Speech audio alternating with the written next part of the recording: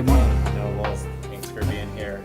I'm a student journalist here on campus, and recently I've been doing a lot of different interviews, and somebody recommended that I interview you. I guess that BK, he's been here for about 5 years, Brian Kelly, so you turned over the keys to him 5 years ago, and so really just wanted to talk to you about your perspective on what's happened in the last 5 years. I don't know exactly how involved you've been with the college since that time, but just kind of want to get your perspective on things. Well, January 11th, 17 will be 6 years. 6 years. Since okay. Dr. Kelly took over.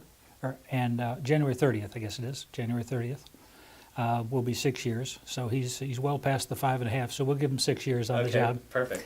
And I was, as you may know, I was president here for 30 years, from January of 1981 through January of 2011. Yeah, long time. And when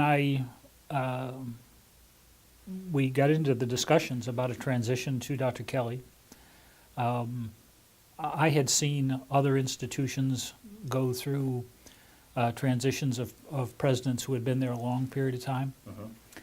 And they left the job, but they didn't leave the institution. And it created a problem. Yeah, because then you have two leaders in a way. That's right. And, if you work with people 10, 20, 30 years, even though you're no longer the president, there's a loyalty there, and Right, there's a respect and a relationship and so on. So when I left the college on the end of the day, that day in January of 2011, and literally handed the keys to Dr. Kelly, I made a commitment to myself and to him and to the institution that I would not come back on campus without an invitation for 3 years. Okay. I needed to get the institution out of my system to some level after 30 years. He needed the space to establish himself and, get his fingerprints on everything and get his scent on everything and, mark his territory, so to speak. Yeah. And he didn't need me around in the shadows as he was doing it. What an intelligent way to do things. Well, frankly, it was the only way that made sense to me. Yeah. I always had the perspective that I was very grateful for the opportunity to be president of the institution. And the day it ended, I was paid in full, and the institution didn't owe me anything more. And so I had a great sense of responsibility for the institution, but I didn't have a sense of ownership. The institution is a not-for-profit corporation, and technically no one owns it. It's controlled by the board of directors, the board of regents, as we refer to it, Life West. So that period of time, and I was true to that. I did not come back on campus for that 3-year period unless I had an invitation. But I'm sure you were still paying attention during that time and kind of curious, how. Well, how yes and no. Okay. Yes and no. It was important that I detach emotionally and mentally. Got it. I can tell you a brief story that in March of each year, there's a series of federal reports that come due. They're called the IPEDS reports, Integrated Post-Secondary Education Data System. It's a federal system. Okay. And the first of them, I think, comes due either March 15th or I think it is March 15th that it comes due each year. And it's a $10,000 a day fine if you're late. So you're never late. Yeah. Yeah. And your relationship with the federal funding for student loans is tied to it. And so, the cascade of things, if you don't get it done properly and on time, is very serious. Yeah. And for the first 2 years after I left, this would have been March of 2012 and March of 2011 and March of 2012, I woke up in bed in the middle of the night in early March, screaming in bed, "I haven't signed the iPads, I haven't signed the iPads." And my wife, after the first year, she panicked. Yeah. And after the second year, she was just kind of going back to sleep. It's somebody else's job, that's right. So, that stuff, it takes a while to get it out of your system. Yeah. And my greatest, I don't think it's a regret. It's not a regret at all. My greatest, the thing I miss the most is the people. And just this morning, having a chance to say hello to Dr. Casey and Yeah. Dr. Hawkins. Jim and I worked together for over 30 years. Yeah. You know, and so the people I miss greatly. Frankly, the day in, day out, and all the stuff that travels across the president's desk, whether it should or shouldn't, it does nonetheless. I can't tell you I miss that a lot at all. Yeah, I can imagine. In terms of the people, are there still a lot of people who are here or part of the institution, that were part of it when you were here? I'll be honest with you, I really can't tell you. Okay. Some of the faculty that I think about are people like Sue Ray and Right. Jim Hawkins and Casey, of course, Dr. Gatterman, Yeah. Dr. Chester, folks that I had the chance to work with over many, many years, and developed. And I apologize to people I'm not mentioning, but the Yeah. people that go back to that time that we had a great run together, Yeah. and we enjoyed working together, and we got to the point where nobody had to tell the jokes; you just told the punchline. It was just Yeah. you'd been together so long, and for the good and the bad that represents. But as I have not stayed current with the employee base of the institution. When I hear somebody's retiring, obviously I try and drop them a card or something like that. That's somebody that I worked with and so on. But I'm not really that current with the employee base. But the old timers, the gray hairs in the crowd. Yeah. I certainly like to stay in and Annette Ozenga, Wanda Butterly in the library. Right. Yeah, Yeah, Amy. people have been here for a long People have been time. here for a long time. Yeah. Yeah. Yeah. So I'm curious if you feel like you were here for 30 years, so you kind of Mhm. established a mission, a vision of the school in a way, over those 30 years. And I'm curious, from your now outside perspective, do you feel like that mission has been kind of carried forward, or how has that changed in the last 6 years with the new leadership? Well, the Board of Regents establishes the mission and vision of the institution. Okay. And then they retain a president to fulfill that. Right. So it's a very odd dynamic between the president and the board in that regard, because the board sets the agenda and the direction for the institution. That's their job. Yeah. And then their second job is to hire an administrator, a president, to fulfill that for them. Right. And they always want to look for somebody that has vision and has drive and those sorts of things as the characteristics. But Naturally. you wind up in a bit of a competition between the vision and drive of the president and the vision and drive of the board. And it's Yeah. just a natural friction that exists in any institution. Right. No matter how ideal the relationship is, by its very nature, it has to have a degree of tension to it. So, when you talk about setting the vision and mission of the institution, quite honestly, that came through Dr. Williams, who Okay. founded Life University, Life Chiropractic College in the beginning. Yeah.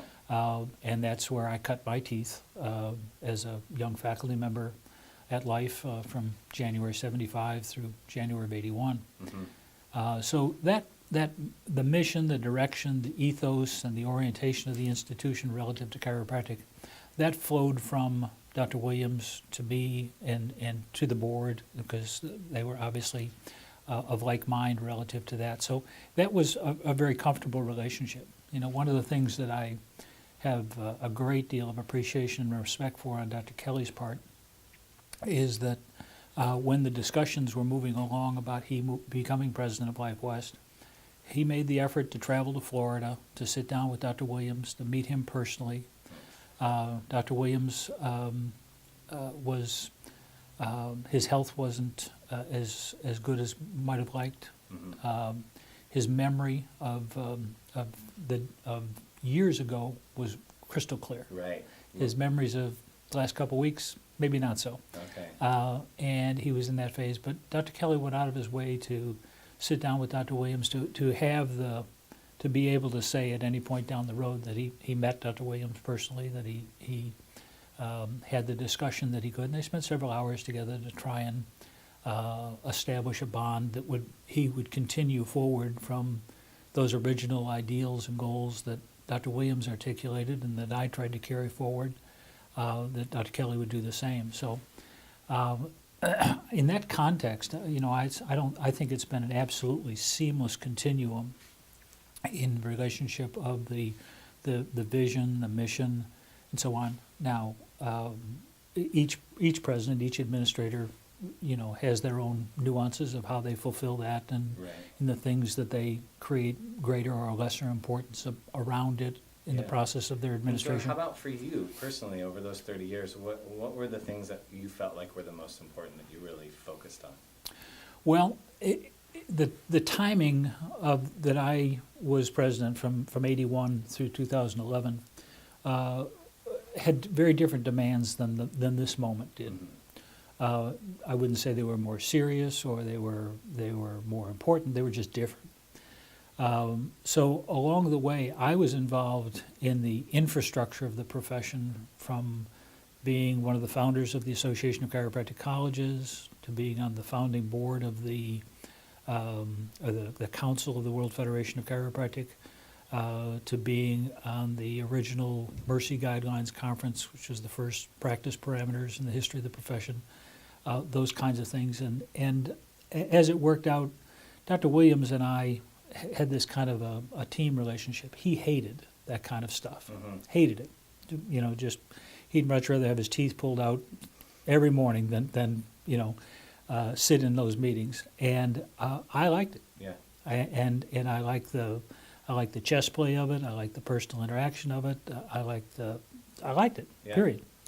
And I don't know what that says about my personality. That leave that to the Dr. Phils of the world to sort that out.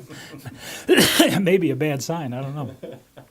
But so I got involved in the infrastructure of things very significantly over the profession. I spent 28 years on the Council of the World Federation. Spent 20 years on the Council on Chiropractic Education. Spent 25 years on the board of directors of the Association of Chiropractic Colleges. And that was all kind of part of the demands of the college. Exactly. The demands were really to grow the profession as a whole. That's exactly right. Okay. That's exactly right. And to grow the institution, within that. And and looking back, I would say that I did. If I'm honest, as I look back, I probably did the institution a disservice by putting more time in those areas than I should have, retrospectively. Mm-hmm. But at the moment, you do what you think is best, and Yeah. you hope for the best in the long run. Yeah. But so those demands were very different in my time versus Dr. Kelly's time. Yeah. What are the demands currently that you see? Well, I think another issue that's very very much a part of the landscape that I don't think we talk about at all, or to the extent that we should in chiropractic, is that almost 50 years ago, when I started my career, there were three options, and this is going to sound very sexist because it was sexist. There were three options for men in healthcare. You went into medicine, you went into dentistry, or you went into chiropractic. Mm-hmm. That was it. Women went into nursing. Okay, and I apologize, ladies, but I mean that was in the day. In that day, that was the reality of the moment. Thankfully, that's all changed. Yeah. But now, when we think about it today, particularly on the quote-unquote alternative side of the healthcare agenda or the healthcare spectrum, you've got acupuncturists, you've got massage therapists, you've got homeopaths, you've got osteopaths to a degree, you've got naturopaths, you've got body workers, you've got a dozen, if not more, disciplines that are working essentially in and around the same sector that was ours exclusively. Mm-hmm.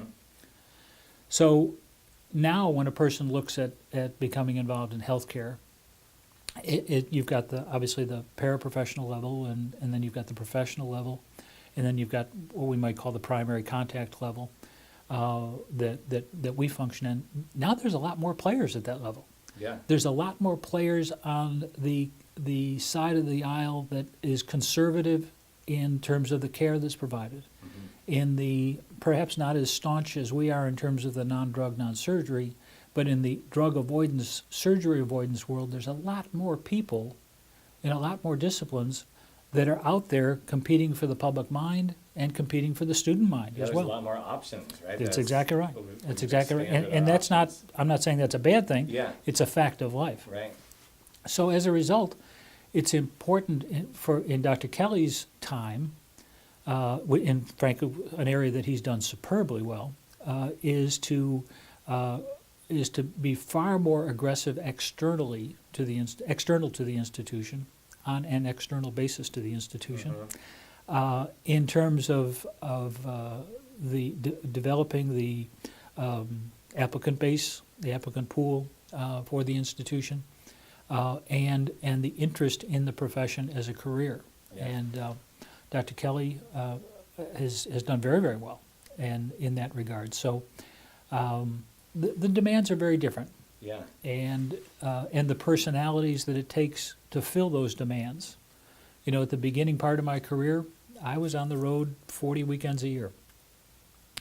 30 years down the road, I didn't do that quite as much. Right, and it seems like that's kind of what Dr. Kelly does That's right. now. Like That's he's right. on the road quite a bit. Yeah, and as he needs to be, Right. you know.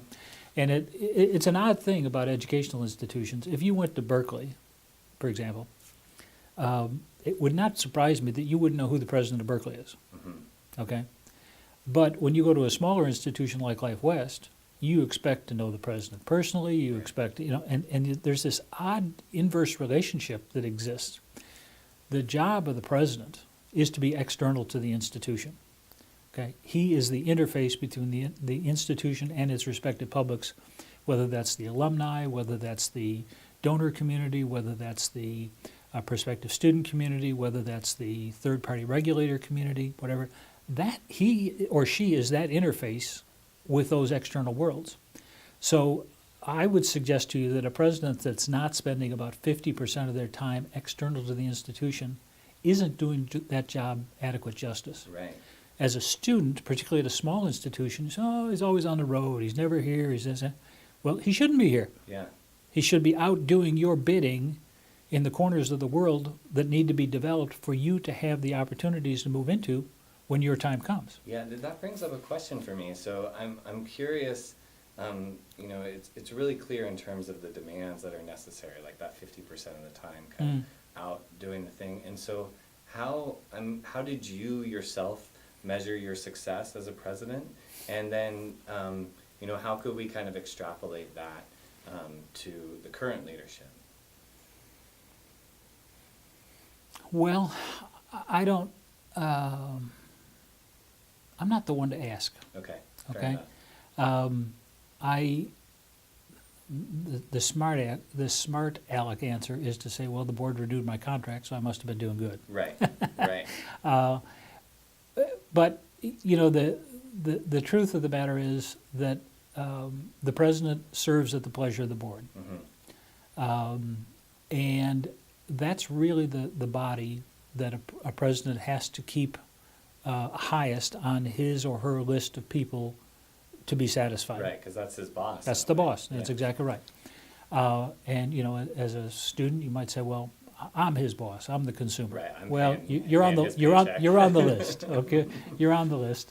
But you, quite frankly, your needs are at the top of the list, but you personally may not be at the top of the list. Mhm. So, in thinking about you know, how do you decide whether you did a good job or not? You know, that's a long lens thing. It's a long view, yeah. And you know, did we have our accomplishments across 30 years? Yeah, we had a lot of them. Did we have our failures? Yeah, we had a lot of those too.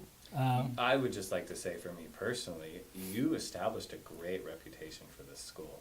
When I looked at going into healthcare, I looked at acupuncture and naturopath, like you mentioned earlier, and I continually would talk to people that would say, if you're going to go to any school, go to Life West, because the culture there is just, it's like family, it's Yeah, like community. yeah. So, Well, I appreciate that, and Yeah. it's very kind of you to say that. And one of the things that I do take great pride in is that a number of years before I left and Dr. Kelly came in, the Association of Chiropractic Colleges through New York Chiropractic College began an alumni survey where they surveyed 3-year, 5-year, and 7-year alumni across the profession. And in the first year, there were only 3 colleges that were willing to participate. It was Life West, Life, and New York. And then the next year there was 4, and the next year there was 7, and so on. But the bottom line is we smoked them. yeah. We smoked them. for year after year after year. And I was very gratified by that feedback. Yeah. And, when it's all said and done, that attitude of that product 10 years down the road is as good a marker, if not better, than any other than I can think of. I agree. And so, that feedback to me was very gratifying, and I was very honored by it. Yeah. Yeah. Yeah, and in terms of those failures, is there anything you're willing to share in terms of some of the things you think maybe you could have done better, or the institution itself could have done better? Truthfully, I probably should have retired 5 years earlier than I did. Oh, okay. I was worn out. Yeah. I have had a number of health challenges over my adult life, and I've suffered with rheumatoid disease all of my adult life. I've got hardware in 4 joints, and there was a long period of time where movement was very painful and very hard. And I kept going and gutted through it, and went to the meeting during the day and laid in the hotel bed with the packed in ice, be able to go the next morning. What dedication. Well, it just that's what you did. Yeah. It's I could have thrown up my hands and said I'm not doing it, but I loved it. Yeah. Frankly. And so, but to get back to your question, in my last 5 years, I was far less effective than I could have been and should have been as a president, because I was worn out. And I don't know if you are familiar with the history of what happened to Life University in the early 2000s with the confrontation with CCE and an attempt to revoke their accreditation. And, I didn't know this. And Dr. Williams wind up having to, resigned, and it was a very abusive environment on the part of the accrediting agency, in my opinion. Yeah. And in looking back, that took a part of my soul out of the discussion that I didn't really fully realize until I'd left the institution and had a little distance to think about it, and how impacted I was by that. Yeah. There was nobody that invested more of their time, treasure, and talent in an institution than Dr. Williams did. Yeah. And then to be dealt with as he was at the end of his career. And I don't want to, do this revisionist history. So there were some problems, Yeah. but the same problems that any other institution would have been worked out. Yeah. The same problems at Life, the parties involved took all advantage they could of them with the greatest harm possible. And I realized the impact that had on me at the time, because I saw my friend go through this, but I didn't realize the depth of it until I left, and that was part of the just throw up your hands and screw it. This is crazy, kind of thing. And looking back, I let some of that sentiment creep into my consciousness and my day in, day out activity, and it affected my performance. Yeah, I'm sure. So, Yeah. and if I had it to do over again, I'd have said thank you, goodbye, earlier than I did. Right, and that was Yeah, time to go. yeah. Yeah. In terms of effectiveness, how do you feel the institution has done, with the Board of Regents and with Brian Kelly over the last 6 years? Do you feel like they've been really effective in growing the school and fulfilling the mission and vision of that Sid Williams, Yeah. gifted them Yes, so many yeah. years ago? Well, I think the focus has, as I said earlier, has always been maintained, the orientation of the direction of the institution. Yeah.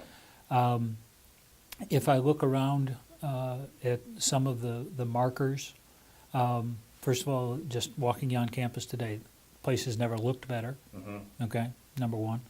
Number two, enrollment is up almost to the highest level that we had when I was here, which was around 800. Well, and what year was that when it was its highest when you were here? Do you remember? I think that would have been 98, 99, Okay. something like that, and so on. The development activities and the fundraising that Dr. Kelly and Dr. Ziegler. Dr. Ziegler, Yeah. thank you, have been successful at, have been remarkable, far outsurpassed anything I ever did. Yeah. So, by those measures, that's great. I frankly don't know what the person in your shoes, what the attitude is today versus what it was 10 years ago, and Yeah. and it's very mercurial. Right. I mean, it's a they changed the parking and all of a sudden the school sucks. Right, totally. So, I always said as president, if they're complaining about the food and the parking, you're in great shape. So, to answer that, I look at the external signs about the enrollment, about development, about the appearance of the campus, about the standing of the institution. Those are all, have improved since I left. So, I certainly don't have any criticism or anything but thanks and gratitude for the success that Dr. Kelly and the board has achieved in those manners. Yeah, and is there any impact that the school is making in a broader sense, in the chiropractic education landscape? Yeah. Not just in our own kind of microcosm that we've Yeah. created here. Do you Yeah. see any in a broader context in which? Well, if you think about the current enrollment in chiropractic colleges in the United States, it's about 10,000 students. Okay. And historically, Life West has always been in that 4 to 6% of the market range. Mm-hmm. And we're currently bumping right around 5%. Okay. Okay, or I shouldn't say that. I think it's at the peak we were 5%. Okay. In that 89 or 99 period, total enrollment was more like 16,000, and we were at 800. That's 5%. Okay. Now I think Life West is 6% of the market, around 600 students or so out of 10,000 students. So there's a slightly increased market share, if you will. Now, in answer to your question, does Life West have more than a 6% influence on the sphere of activity? Yeah. I would say absolutely. I would absolutely. So pound for pound, the institution is getting more, or the profession is impacted more by Life West than our 6% market share would direct or would dictate. Yeah. So the institution has been very effective in that regard. Involvement in things like the Rubicon Group that we chatted about just before our start today. The activities, Dr. Kelly, for example, will be participating at a WFC, Association of Chiropractic Colleges, WFC-ACC meeting in Montreal next month. And those kinds of platforms where he can articulate the direction of the institution in relationship to the profession are very critical. Yeah. And in that area, I think we do represent more than our 6%, if you Yeah. will, in the marketplace. And what is that impact then? We're represented more than 6%. So what is that impact that we're kind of bringing to the larger community? I think if you break it down, there's really just a few simple messages that I think Dr. Williams tried to get across, that I tried to get across, Dr. Riekman at Life tries to get across, and Dr. Kelly here at Life West tries to get across in the United States in particular. And that's the significance of the adjustment. There is a section of the profession that wants to reduce the adjustment down to a biomechanical function that's associated with neck pain, headache, and low back pain, and that's it. Yeah. Okay? Well, I had my life changed as a result of an adjustment. Okay? Dr. Kelly had his life changed as a result of an adjustment. I have a daughter, Cassie, who works here in the library at the college and has worked here for 19 years. Wouldn't be alive today if it wasn't for an adjustment. Yeah.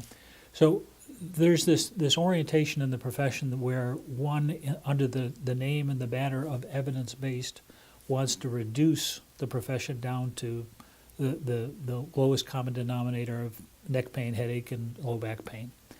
And the voice that says, wait a minute, we're not a panacea. We don't believe that, there is one cause, one cure, one correction. and that all things that can happen to human beings can be corrected with an adjustment. But we do believe that there's a hell of a lot more impact on humankind as a result of what we do than neck pain, low back pain, and headache. Yeah. And that perspective needs to be advanced. Yeah. Number two is the discussion of, let's take this out of a biomechanical and move it into a neurobiomechanical or even into a neurogenetic consideration and talk about really the bigger impact of what it is we do. You know, if you look at the work of Heidi Hollick out of New Zealand College of Chiropractic, genius work. Yeah, genius. Genius work. Yeah, brilliant.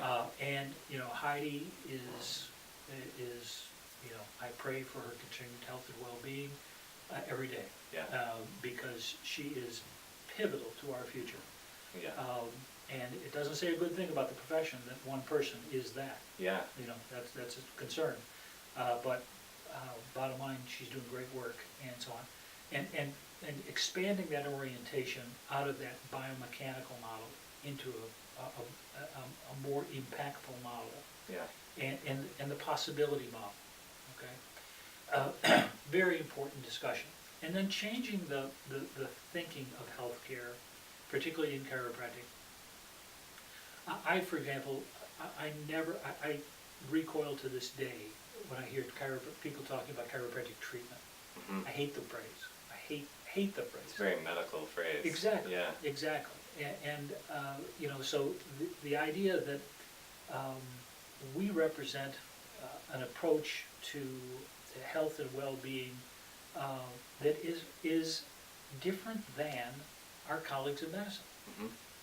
Now, different doesn't mean better. Different doesn't mean in opposition. Different means different. Yeah. And there's nothing wrong with difference. But we, as a profession, we like to dichotomize. You know, it's either a straight or a mixer. It's a full spine or an upper cervical, right. or it's this or that. And we can't stand, you know, the idea that there might be multiple realities in our own world. Right. You know, along these lines.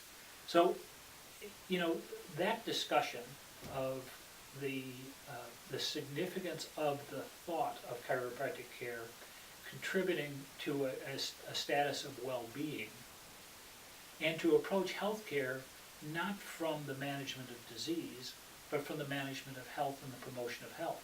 Mm-hmm. You know, Dr. Kelly and a number of us were in Geneva, Switzerland in early September, less than a month ago. And one of our goals was to meet with agencies that were working with the World Health Organization, as well as with the World Health Organization, to talk about the processes associated with health promotion rather than disease management. Mm-hmm. There's lots of people working on disease management. Yeah. And God bless them. Yeah. You know, there's a lot of ill people out there that will be helped one way or another, and I wish them all great comfort. Yeah. But at the same time, the concept of health promotion, and let's just head this off at the pass. You know, let's not get to disease because we managed health well. Right. You know, that concept of, you know, it's estimated that the CDC puts 0.5% of its budget to that end. Yeah. It was estimated at WHO that it's 1/10 of 1% of their budget goes to that. So there's a lot of room for growth. Yeah, yeah. There's a lot of room for potential in that regard. So, you know, these kinds of messages, they're not, you know, revolutionary thoughts. No, definitely not. But the idea of putting them forward. As a group of institutions, Dr. Kelly as a president, have been about for a number of years. Yeah, and just to it's an clarify, important contribution. Is this a contribution that's kind of exclusive to Life West, or is this a contribution that kind of all of chiropractic is trying to? Well, no, I wouldn't say all of chiropractic. Okay. Quite the contrary. Okay. It is a minority view in Okay. chiropractic. And Life West is trying to advance that view. And Dr. Kelly, as its spokesperson, is doing his part to advance that. Yeah. As others are at other institutions, Right, but and it is not the hopefully predominant all the view. graduates of Life West will Well, continue to from your mouth to God's ears, that would be wonderful. That would be hope for wonderful. that. Yeah, absolutely. So, Yeah. Well, that's it for me in terms of questions. Or is there anything else you'd like to kind of add in terms of the overall trajectory of the school that you've seen over the last 6 years with the new leadership, just, you know, your overall impressions. Yeah. Well, it would be very unwise and unkind for me to second guess anything. Right. Okay. Naturally. Unless you're sitting in the chair, you don't have a clue of what goes on Right. to come to any decision. So I pray for the wisdom and the guidance of the board, and I pray for the same on the part of Dr. Kelly, and the patience of everybody in between to let the fullness of time unfold and see where things are going. I certainly have no concerns about the institution's direction and overall mission in terms of following the path that Dr. Williams articulated initially, and that I spent my career trying to move forward. Those are that's just, it's not in question. Yeah. That's a given.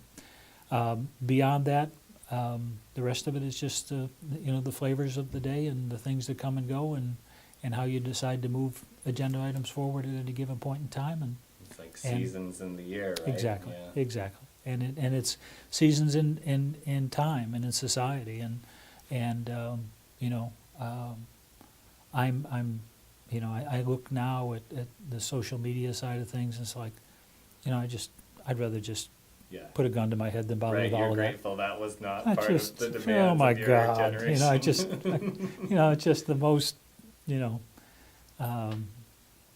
it's just silly in Yeah. my mind. Now, I understand the lay of the land, that if you're not there, you're not there. Right. You know, I get that, but me personally, Yeah. Glad you don't have to you know, deal with it. absolutely, absolutely. So, you know, those kinds of things. But, you know, I guess the one thing I might say in closing is you know, the thing that Dr. Williams taught me, or among the things that he taught me from the very beginning, was the importance of the role of service in our lives, and that service to your own ends is service to self. Nothing wrong with it, Mhm. but don't kid yourself that it's service to others. What it is, yeah. Service to others is a different role and a different responsibility, and you need both. You know, when you get on an airplane, the next time you do, the flight attendant's going to tell you, put your oxygen mask on first. Mhm. Service to self is a good thing. Mhm. It allows you to provide service to others as well. So in that context, you know, the perspective of that perspective of lasting purpose that Sid articulated, of loving, serving, and giving out of one's abundance, the more I read about current thinking in physics and current thinking in quantum thought, Sid was so brilliant Yeah. and so ahead of his time, Yeah. and so just remarkable. And if you can really learn the magic of that message and make it part of who you are, that's a wonderful thing for yourself, and it will, you know, allow you to do great things for others. The final concept I would suggest to you is that George Washington Carver was a black scientist in the South in the 1800s, when being a black scientist in the South was a contradiction of terms Yeah. on all sorts of levels. And he is famous for having done all sorts of things with the peanut. And if you know Georgia agriculture, you know peanuts are a big deal, Yeah. and even though he was in Alabama. And he was asked at the Cotton Exposition in 1895 how he was able to do so much with the peanut. Kind of a dismissive question, you know, like this, like, how could you do so much with that, you know? And his answer was staggering. He said, when you love something enough, it gives up its secrets to you. Mm. Now, I don't care whether you talk about a mate or your profession or a patient or a clinical encounter or whatever it is. When you love it enough, it will give up its secrets to you. So my encouragement to every student, every faculty member, every staff member, take that attitude to the institution, take that attitude to your work day in and day out in your office, in your classroom, and in your patient care, and that as young clinicians coming up, understand that your job right now is to learn, and you've got to love it enough to make it give up its secrets to you. And until you do, it won't. Yeah. And when you do, you will be astonished at what it gives you. So I thank you very much for the time. Oh, thank you I've so enjoyed much. it greatly. My pleasure. Really.